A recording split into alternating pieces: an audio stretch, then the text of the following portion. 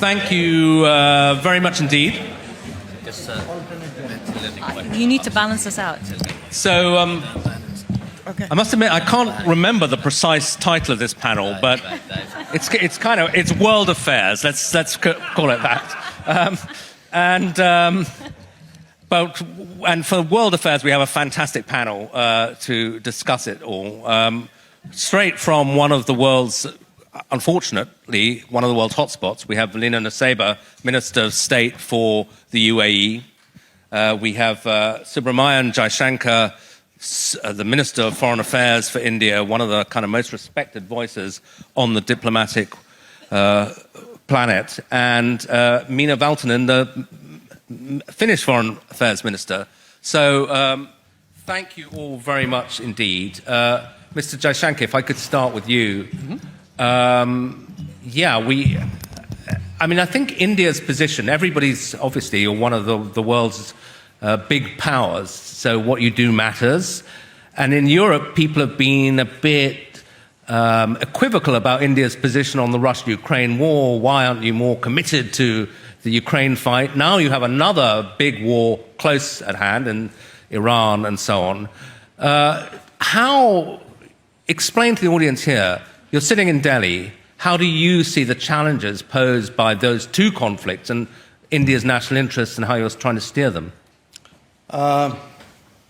Mostly countries are committed to wars they fight and are equivocal about ones which they observe, as a general proposition. Yeah.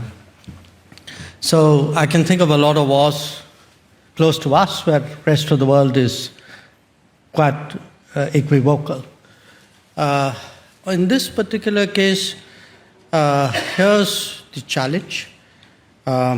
You have, for the sake of simplicity, four parties, which is US, Israel, Iran. I'm using the Gulf as a part, though I accept they have a very differentiated position.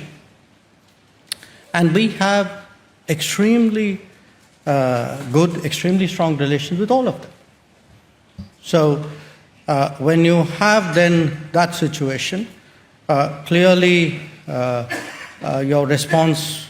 So to clarify, that includes Iran. You regard yourself as having good, strong relations with Iran? Yes, we have good relations, very substantial relations with Iran. Yeah.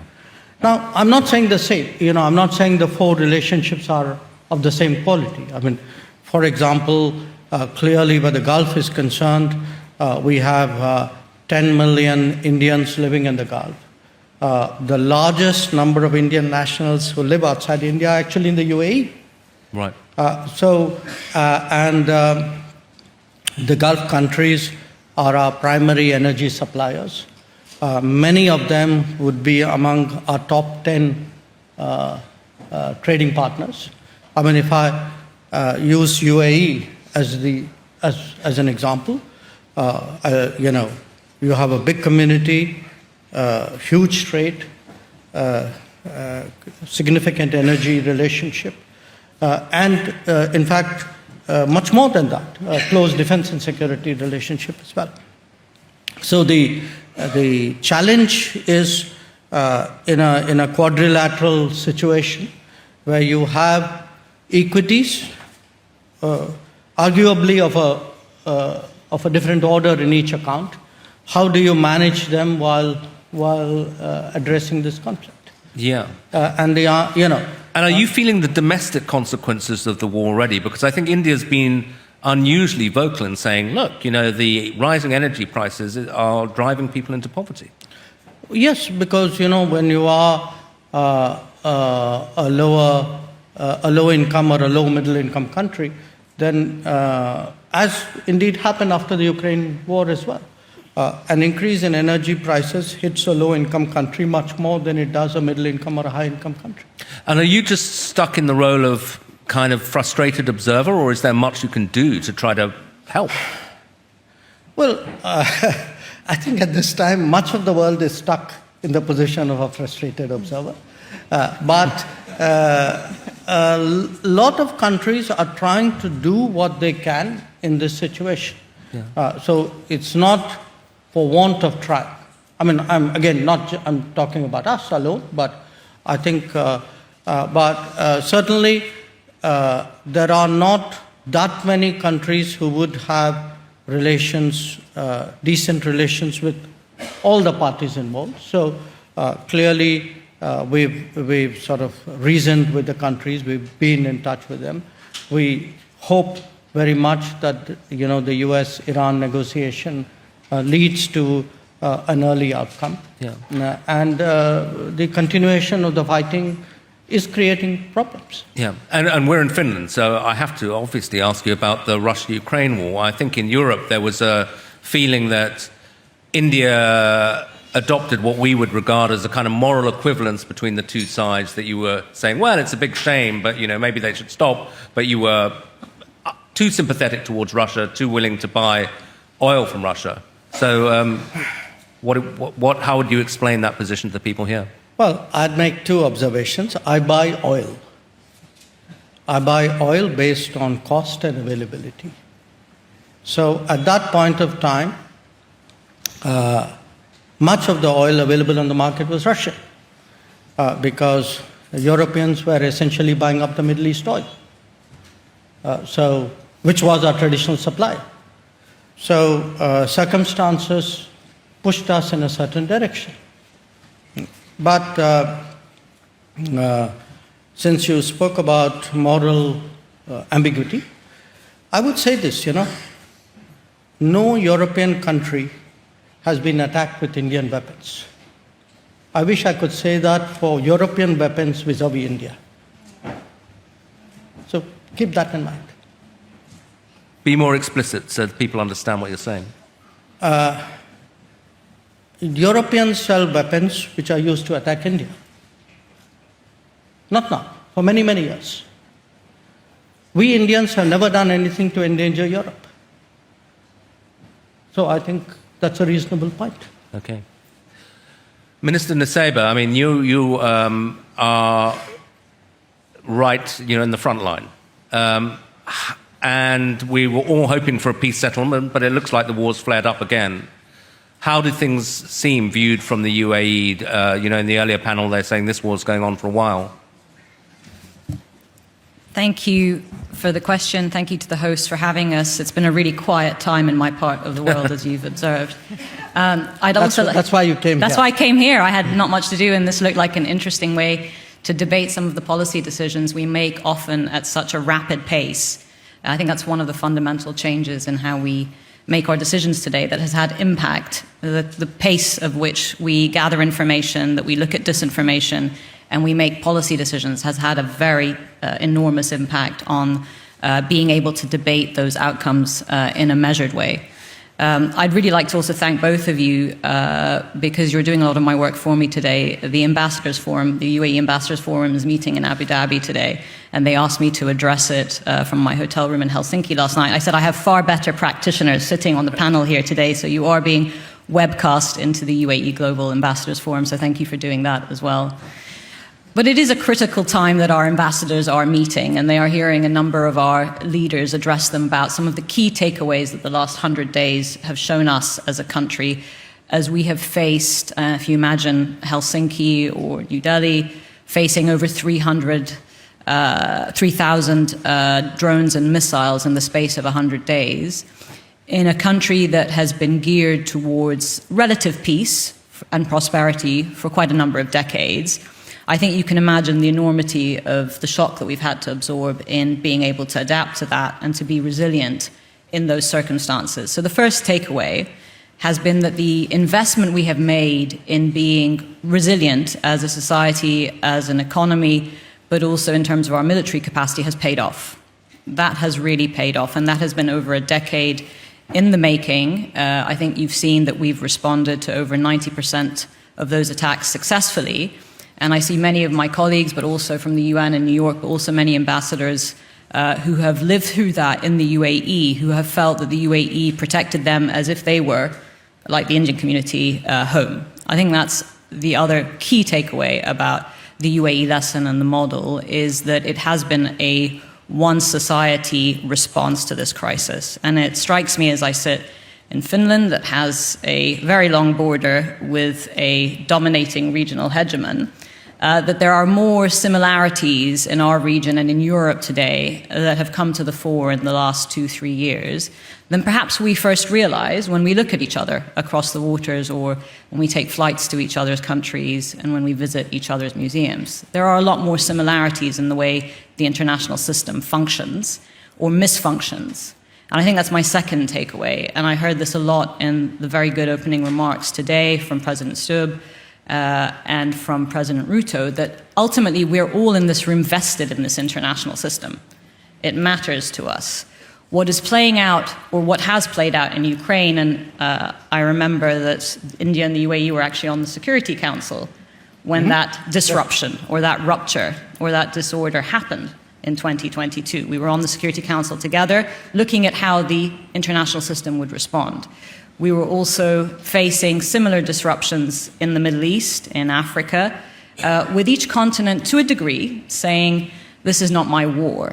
And I think that is the takeaway theme for me about the failures of policymaking and leadership, in fact, that has led to this trust deficit. It was only recently that we heard a European leader talk about the Iran war as not our war. And therefore, it shouldn't be surprising, to a degree, when the Ukraine war is not seen as our war in the African continent or the Middle East, and when other horrific conflicts that are raging in Africa are not seen as our war across the ocean. And I think that fundamentally is what has to change. That is fundamentally what has to change. It's another takeaway from this period. Because what is playing out in the Strait of Hormuz today, a waterway that, again, earlier the president of Kenya said wasn't even on his radar, which I think is true for many people in this audience. What is playing out in the Strait of Hormuz today is fundamentally a test of this international system. It is a test of freedom of navigation. It is a test of the concept of trade as a global public good. It threatens, as Dr. Jaishankar has said, a fifth of the world's energy supply. The UN has estimated upward of 45 million facing famine as a result. It's a third of the world's fertilizer supply. Many countries have not been able to lay down harvest for food, so food security is at jeopardy. It's $500 billion of container traffic. This is global trade being tested in a narrow strait that is 40 kilometers from us. Iran is a neighbor of 40 kilometers from us at our closest points. And I think how this plays out will have implications for other straits, and this has been said by many of the practitioners in this room. But it will fundamentally have implications for how we respond as an international system. For us, it's partnerships, and it's partnerships that President Ruto said are defined as partnerships, not necessarily alliances, and I think Dr. Jaishankar said that. Yeah. It's resilience, it's alternative routes, and it's the international system. Yeah, I mean, you spoke about resilience and you sound admirably calm for somebody, in the middle of a war zone. But one of the things that people have also said is that the UAE in particular, it's had this golden era, incredibly high international profile, Dubai, the safest city in the world, money, coming in, and that you do have resilience and you could survive it for a while. But the longer the war goes on, the more the threat to your model, for such an international city. So how much longer can you kind of cope with a situation like this without it taking a real toll on the UAE? Thank you for the question, and I think it's a fair one. And I would say that is actually the answer to the question many have asked, why did the UAE face over 60% of the strikes in the region, having not been responsible or part of the initial US-Israeli operations that began the spate of the conflict? And I think the answer to that is exactly what you've just said, Gideon. It's the model. The model represents an alternative for the region and globally that is, as you've said, calm, that is ambitious, that is creative. Much like Finland, it's entrepreneurial with what it has, with the size of its population, with its income and its resources. We're not quite the number 10 years in a row happiest country on earth yet, but we've strived to be a country that has focused on innovation, that has focused on prosperity, that has focused on healthcare, on AI, on investment, on infrastructure, and trade. And I think that model is what is under threat today, which is why in our defense, much as Ukraine has defined its defense as existential, I think the UAE sees the defense of this model, not of our country. We've been able to do that quite calmly, and I think we'll continue. We've actually demonstrated incredible capacity that was perhaps not taken into account before. But I think the UAE has demonstrated also that it has vision. And ultimately, capital flows to places not only that demonstrate resilience, but that show an alternative vision to the dysfunction that we're seeing from many leaders and systems around the world today. So countries want to see a country that has good governance, good laws, an ability to defend itself. Capital today is not risking environments that are completely safe because they don't exist. They don't exist. So showing the resilience actually has made us a better bet, and I think showing the vision has made us a better bet, and that's what we're doubling down on. Again, if I can just answer another question that you've posed in that. We're also looking at our strategic autonomy in very serious ways and in an accelerated way. So by the end of 2027, the Strait of Hormuz for us will not necessarily be a route we need.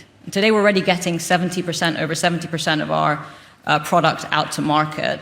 By the end of 2027, in terms of energy export, it will be at 100% through other pipelines. So what is at stake at the Strait of Hormuz is not necessarily for a country that's already over 70% non-oil GDP. It's not necessarily what is going to define our future economy, but it is going to define what happens in the global economy, including, as I come back to it, the issue of famine and food security, which is why I will say to the audience here, I think what happens in the Strait of Hormuz is your problem. I think what happens in the European continent is our problem. And I think the role that countries like India and the UAE play in trying to bridge the realities of great power conversations is part of our problem as well, and the role that we can play. Okay. Alina Veltman, you're sitting right next door to Russia, to Ukraine. Do you really have, to use the modish term, the bandwidth to engage with another conflict with the Iran war, or is it really, if you're sitting in this part of the world, all about Russia and Ukraine? Well, of course, you have to concentrate on everything that's going on in the world, and plus everything is interlinked too. First, I would like to start, though, with referring to what Dr. Jaishankar said earlier on buying oil from Russia. Let us remind ourselves that Europe in itself, or when we introduced as the West the oil price cap, the idea was not to prohibit the world from buying Russian oil, right? So in India's defense, and I do understand that India is buying Russian oil, at least mostly within the oil price cap, that's basically the intention of the entire system, because when that was introduced, the entire idea was not to disrupt the entire oil market, but essentially to make sure that, yes, oil is supplied also from Russia, but Russia is not just making a massive margin out of it. Mm-hmm. So in that in that sense, it is and has been working, even though the Iran war now, of course, has a little bit disrupted the entire idea to the extent that, for instance, the US has put some of the sanctions out of place, at least for the time being. But that about that. But of course, Russia's war against Ukraine is an existential question to Europe. And I would say more to the world as well than perhaps countries tend to think. And I do also subscribe to the idea what also Lena said earlier, that we can't afford the thinking that this is not our war. I think it's fair to say in the context that, yes, it is not NATO's war, because NATO did not attack Iran, right? But to the extent that nobody wants to see a nuclear Iran, and nobody wants to see, for instance, the Iranian authorities killing their own citizens on the streets, then definitely it's a global issue and something we need to take care of, like is the Strait of Hormuz. I mean, Finland is committed or has committed itself to the French and UK initiative to essentially making sure that traffic happens once the hostilities are over. And now we're just waiting for the deal. Yeah. We may be waiting some time. But talking about, though, the war next door, Russia-Ukraine, it seems to me there's been a real shift in mood in the last couple of months, that if you'd had this conversation a year ago, it would have been very pessimistic about Ukraine's chances.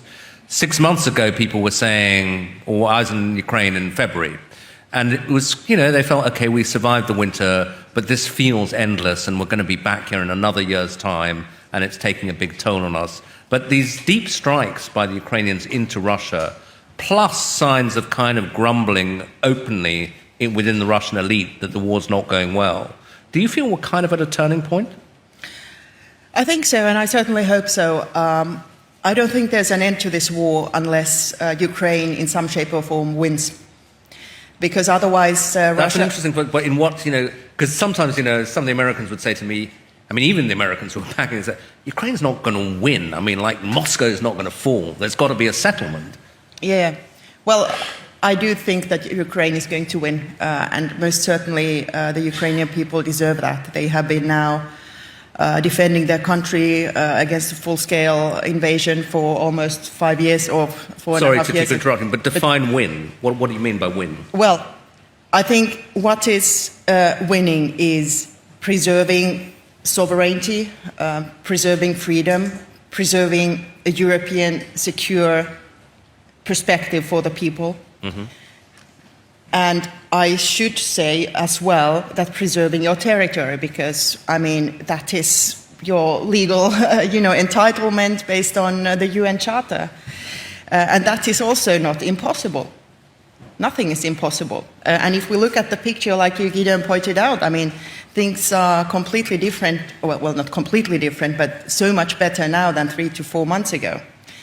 Not to the extent that, yes, Ukraine still has to defend themselves at a very heavy cost, of course, like happens in a war, and also while Russia is targeting deliberately civilians and civilian infrastructure. That's for one. But the thing is that Ukraine has been able to not only hold the line on the battlefield, they came through another harsh winter, but what is, I would say, the main difference now is that they have been able to challenge Russia throughout their vast territory, because what used to be, or what always historically has been Russia's main asset is that they have this massive landmass. So basically, you could count so many armies that have fallen on their way to Moscow, right? But now, Ukraine can challenge Moscow. And it's a completely different scenario from whatever Russian leader has been forced to take into account in the past. They can't protect their elites anymore in that sense. And also, of course, their economy is more or less in shambles. So it's a totally different picture for them now than it was 3 to 4 months ago. And what I hear from the Ukrainians, their capabilities are only getting better, not only talking about drones, but also long strike capabilities using missiles. Thanks. Dr. Jaishankar, I'd like to give you a chance to comment on lots of interesting things that have just been said, but also maybe chuck in an extra element, which is Donald Trump, any discussion of world affairs comes back to him. How much, have you been surprised by the direction of his second term? A lot of people, when he was re-elected, said, okay, we kind of know what he's like. We've seen him in office before. But is this a different Trump that we're dealing with the second time around? I'll take the easier one first. Yeah. The thoughts which are going on. Let me pick up on two things which Lana said. I think the truth is, to a great deal, everybody has that sense of it's not my war. We don't admit it at times, but it's very natural, because at the end of the day, the more stakes you have, the closer it is to you, the more vested you are. It's your war. And for somebody else, the further away they are, it's not their war. I think there needs to be a degree of understanding of that, and the expectation that, my war, as I said, I've had this statement thrown back at me repeatedly, so I don't repeat, I don't want to dwell on it too far, but I think the expectation that in the sense Ukraine, because it is so strong in Europe's calculus, is therefore shared by the rest of the world to the same degree, is no more reasonable than the rest of the world. Each region would have its own priorities. So again, because we keep coming back to Russian oil, look, when we didn't buy significant amount of Russian oil till 2022. Circumstances compelled us to get into that market. And I must say, the Russians have been steady suppliers because they put the cargoes out there and you go out there and buy oil, whichever is the most reasonable and available oil. But I do want people to remember this. At that time, the US specifically asked India to buy Russian oil to stabilize the world markets. Yeah. Okay? Right now, if you see, after having first put tariffs on us last year for buying Russian oil, the US then again lifted its sanctions because on Russian oil. They need the oil price down again. Yeah. So let's not pretend that there is some great principle involved here. I mean, if it is on, off, and do it when it suits us and don't do it when it doesn't suit us. I mean, come on, we are all the adults in the room. We know what the game is. So I don't think making this about sanctimony is really warranted. Okay? Well, if you don't like sanctimony, then Donald Trump's your guy. He's very frank about. But wait, hang on. I have one other point. Yeah, please. And that's the resilience point. Because you asked me saying, what are you doing other than, what can you do other than being a frustrated observer? No, I think, look, there are immediate responses, there are short-term, medium-term responses. What, for example, we heard from Lana is UAE, for example, is de-risking by trying to build alternative evacuation routes for its energy. So what we're going to see to some degree is the Gulf itself de-risk the Gulf. Okay? To some extent, the rest of the world will work with the region also to build redundancy, and the IMEC, the India, Middle East, Europe Economic Corridor, is envisaged as one such initiative. But the third one, which is really interesting, I cite my own country as an example. Today, our largest oil supplier, little less than 40% is Russia. Our largest gas supplier is the United States. And that was not the case till the 28th of February of this year. The main supplier was Qatar. Sure. So what is happening is the world is also de-risking on the region.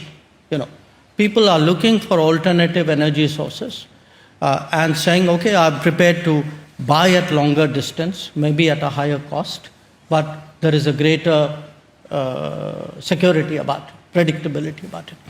So what I see in a way is that the global energy scenario will fundamentally change after this. Now, I'm not unidimensional. I'm not saying, for example, in India's case, our relationship with the Gulf is only about oil. As I said, we have many other factors, including people, talent, skills, business, security. But definitely, the way the energy flows were on the 27th of February before this war started, it's going to be significantly different, possibly irreversibly different, once this phase is over. So in an interesting way, just like the Ukraine conflict changed the energy flows for this region, what the Iran conflict is going to do is probably change the energy flows for Asia, certainly, possibly for much of the world. Your question on Trump, I was coming to that. Look, it is natural that people would extrapolate from one term to another. But it is also a fact that the second term, the politics of the second term was significantly different. And I think the politics of that and how America itself and American sort of institutions and systems have reacted to that has been extrapolated onto the rest of the world. In a sense, the answer is a kind of a yes and a kind of a no. I think what the first term and the run-up to the election had shown us was that there would be a very high degree of change. Okay, and you have to kind of acknowledge it, that much of what happened was actually declared in advance. Tariffs, for example. It's just that a world accustomed to its habits did not actually think this would be carried out. This is rhetoric, but it won't become policy, or policy would not become practice. In that sense, I would say all of us were braced for a term where there would be very significant departures from the past, even from his first term. But I think probably most of us, I really can't think of anybody who was not, did not probably expect it to be as radical as it turned out to be. Now, some countries and some situations have felt it less. I mean, in our case, for example, we are not an alliance partner, so it didn't impact our security the way it would do to a NATO country or a bilateral treaty partner. There would be, countries who in other areas were all affected, like in tariffs. There would be some countries who were more affected on, say, immigration. So pick the issue and you would get, the world was unevenly impacted. But absolutely, I think all said and done, the world really did not see the intensity of that departure from previous policies in the second term. Yeah, and Minister Nusseibeh, I guess, Donald Trump, as we're just hearing, he's surprised us in many ways, continues to surprise us. And I think one of many states in your region, even if they were suspicious of Iran, were surprised by the US-Israeli attack and not particularly pleased that they weren't consulted in advance. But now the war's going on. I mean, we were hearing earlier that it's a mistake to say the Gulf. Everyone's reacting the same way. People have different views. And the UAE, rightly or wrongly, you tell us, is regarded as the most hawkish of the Gulf states, as the one that says, okay, this war's started, now we've got to kind of finish the job. And people are very intrigued by the closeness of your relationship with Israel. So tell us about it. I think, different countries had different risk appetites in the response to what was an unprovoked Iranian aggression on a number of Gulf countries, but also Jordan, after the beginning of US-Israeli operations. And you're right, we were surprised. And you are also right that we were doing a lot prior to February 28th to try to make sure such an escalation didn't happen. I myself was in Tehran 3 weeks prior to the 28th of Feb, meeting with the foreign minister and other senior officials in the foreign ministry to talk about the last decade of our foreign policy, which was really trending towards economic incentives for Iran's integration into the region. In the same way that we had also, I think, in a step change for regional policy in 2020, joined the Abraham Accords, reverting decades of a stalemated Arab position and trying to also incentivize Israel. Not only for a different economic integration into the region and a bilateral partnership with us and the other Abraham Accord countries, but also to understand that the full comprehensive peace dividend could also be achieved through the two-state solution for the Palestinian people also and self-determination. So trying to change the script in that way. I think the jury's still out on both of those initiatives. Obviously, Iran's unprovoked attacks on us and other GCC countries has, as Dr. Jaishankar said, galvanized the regions in ways that some of which we've absorbed and some of which we cannot possibly absorb until we're through, I think, this very inflamed period. But there have been some lessons. I think one of them is that obviously, while we trend towards de-escalation, exercising our full rights under Article 51 of the UN Charter in self-defense actually created a deterrence that was needed and has been established. Two, that we continue to play the role of trying to see a pathway through for regional integration of all the countries in the region. I think Dr. Jaishankar's point on diversification of global energy supply, but also corridors for everything from tech to AI to container traffic, whether it's IMEC or I2U2, will pay the peace dividend also of the other relationships, including that with Israel, because we are being given no other alternative. 3, the partnerships with countries are going to be based not necessarily on language or shared history or regional proximity, but on shared vision. And I think this is something that has really come to the fore of UAE foreign policy. So it's been a decade, if we talk about global energy transition, where we have been focused on global energy transition to clean energy in any case, in spite of, without knowing that this war was coming. And we are doubling down on that. It has been a decade where we have been massively invested in AI. We'll be building the biggest AI data center in the UAE outside of the United States in partnership with US tech. That's been a long-term perspective. With India, I remember, and I've seen the dinner table many times, where His Highness Sheikh Abdullah and Dr. Jaishankar decided not only would we sign a free trade agreement with each other, but that we would negotiate and conclude it within 88 days. India and the UAE. And it may seem like an agreement that was negotiated and concluded in 88 days can't have had that much impact, but actually the estimated trade figures and targets of 100 billion in trade has already been exceeded. We've set a new ambitious target of 200 billion by 2032. So I think we're showing that it's not necessarily the regional groupings of the past that determine the outcomes of our future, but it's the shared vision. Yes, okay. We've responded. Sorry, Gideon, go ahead. Please. No, so yes, we've responded in a way that I think has asserted a necessary defense, but don't forget we were also under severe attack. But at the same time, we've maintained that the vision that we offer in our country, in our region, the 200 nationalities living there, although we are a small population ourselves, the investments we've made in tech and AI, in diversification, in clean energy, and in education are the right trajectory for the region, not the one that Iran and other countries have pursued that have trended towards funding of state proxies in other countries, in other Arab centers, or a ballistic missile weapons program that seems to have been designed to be aimed at regional partners, not at threats further away. And I think that's a fundamental conversation that we have to have with Iran. We hope for a peaceful resolution to this further inflammation, but we hope for one that also deals with some of the fundamental questions. And I think that's what we're now pushing forward today in the de-escalation. I'm going to do something rather unfair, which is ask you a massive question and give Sure. you 2 minutes to answer. Absolutely. Because I should also go to the floor. But I was just thinking, as you were talking, that we heard from Minister Valtonen, very unequivocal, Ukraine's got to win, Russia's got to lose.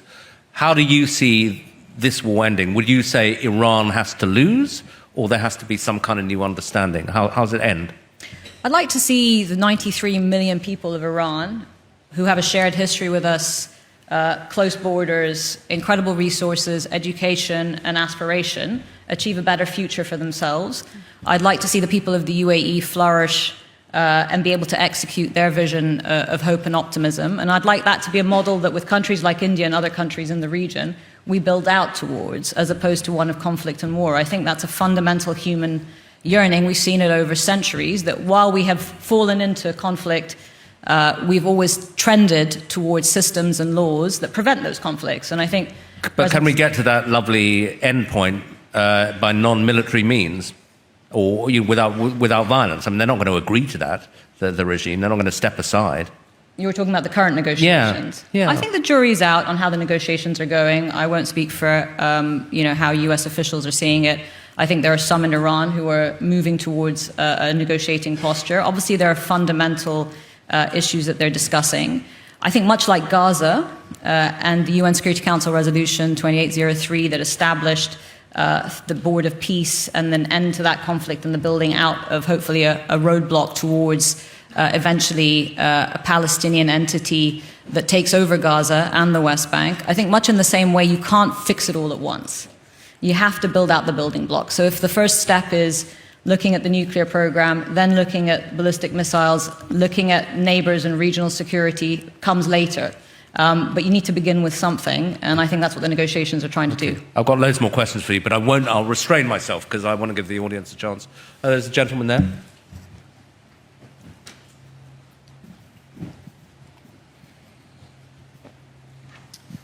Thank you very much. My name is Mikko Savola, Member of the Parliament and Vice Chairman of the Defence Committee. Thank you for the very interesting debate. My question is about the defence industry. In Finland we have very good companies such as Nokia, ICEYE, Patria contributing to communication, space technology and the defence manufacturing.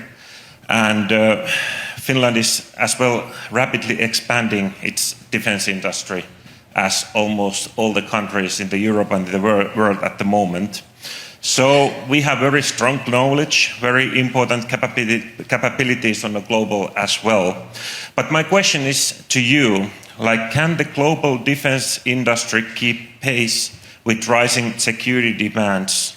And how do you see, can countries like Finland, UAE and India strengthen defence industrial cooperation in an increasingly competitive world? Thank you. Minister Jaishankar, do you want to take that first? Your compatriot Samir was saying India's buying European these days. So. Okay. Well, actually, we happened, Minister Valtonen and I, to be discussing that very issue before we came to this meeting. We signed many deals. We're not supposed to say that. I think the price just went up. Look, here's really what's happening in the defense landscape. If you look at the Gulf conflict, if you look at Ukraine, go all the way back, probably to Nagorno-Karabakh, wars have become different. Conflicts have become different. That doesn't mean that the old stuff is completely irrelevant, but it means that the new ways, the drones, the missiles, the loiter munitions work more effectively and are used more prolifically. So you're going to have, which happens in many other walks of life, you're going to have the old coexisting with the new and some kind of creative mix of how to use them, depending on the situation. In India's case particularly, because I want to place this in the context of what else is happening in Europe. We signed this year a free trade agreement with Europe. That got a lot of news. What probably didn't get that much focus was we also concluded a security and defense partnership with Europe. We also have a talent mobility agreement, a framework with Europe. So what I can see is that the defense industries, particularly in the smarter sectors, will try to find common ground and see if there are partnerships there that will work. Side by side with that, there would be, the orthodox defense weaponry as well, the aircraft or the artillery or, whatever. So yes, I see this as an interesting possibility. We are right now negotiating a security of information agreement with the European Union. If we do that, I think that allows Indian companies to be eligible for contracts in Europe, which many of our companies would have an interest. Okay. So I promise we'll finish on the dot in 5 minutes' time. So let me just take a couple more. One question here, and then the chap there.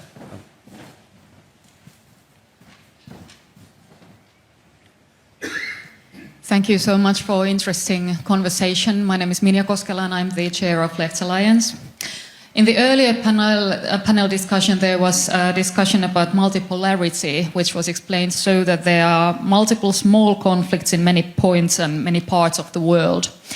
And my fear is that whether these conflicts are big or small, they will lead to enhancing protectionism instead of international cooperation and multilateralism. And to some extent, I believe that that has already happened. So my question would be to you, through which institution and with what kind of practices we could ensure that we would lean towards each other and preserve multilateralism instead of enhancing protectionism? Okay, and then the chap there. Thank you very much for the discussion. I'm Robert Sundman, I'm a Finnish journalist. My question is for Minister Nusseibeh. How different does the Gulf region look politically after the war? I mean, UAE is leaving OPEC. We have heard more critical comments towards the GCC. How do you see the future of cooperation in the region? What is the new strategy of UAE? Okay, why don't you start with that, and then maybe Minister Jaishankar can take multilateralism. I think what's been described today is the evolving asymmetric nature of the warfare we're seeing in many of the zones around us, and how we've absorbed those lessons and taken from them, I think, is defining the change as we go. It's difficult to give a direct answer because we are still in process of analyzing and thinking through our response to it.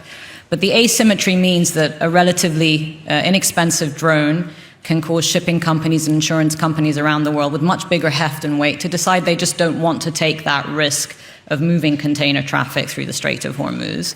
And the facts of the defense industry is relatively expensive by comparison. Patriot defense or THAAD missiles are an expensive way to deal with that kind of asymmetrical warfare. We've learned a lot from the Ukraine context in that, and there has been a lot of interchanges, sadly, not about innovation and AI and development and lifting more people out of poverty, but about how to improve our military-to-military cooperation. But I think that's a fundamental fact of how this development occurs in the coming period, which is we need to reestablish deterrence. But then we need to get behind something, and I think that's really the answer to your question of how do we see an evolving Gulf politically and how we think about multilateralism.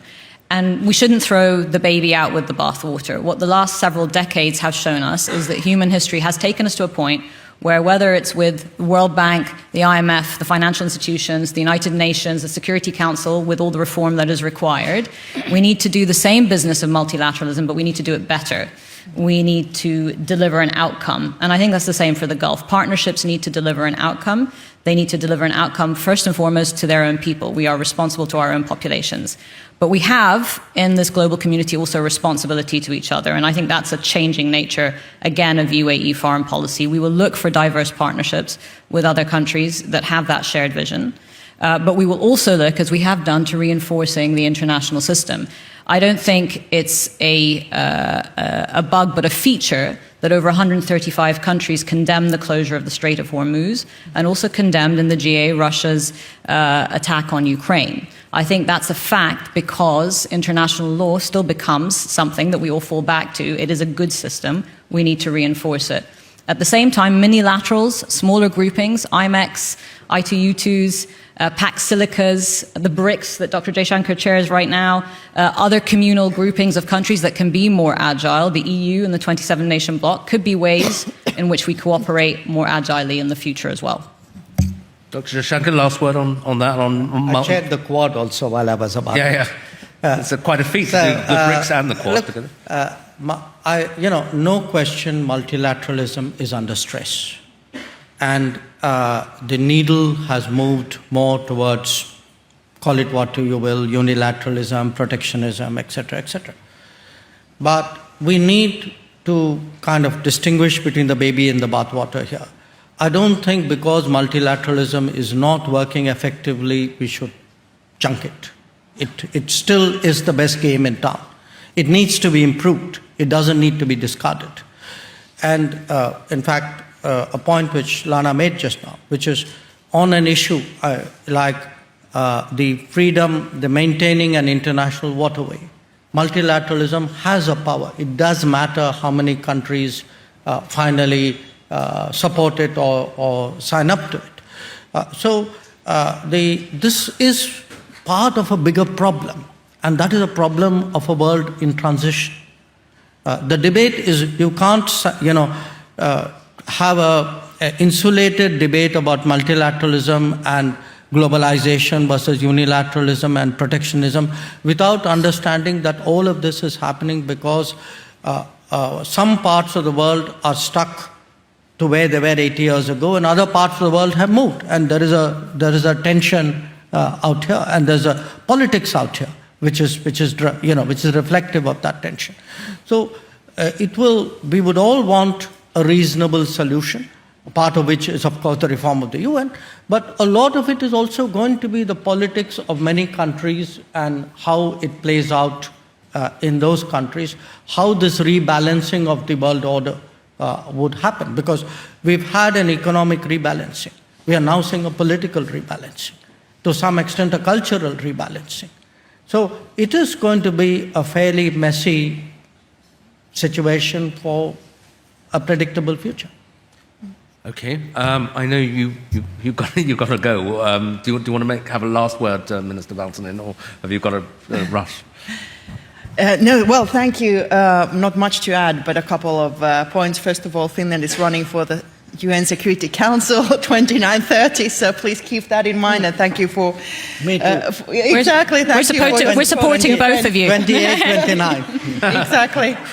So we will be cooperating there as well.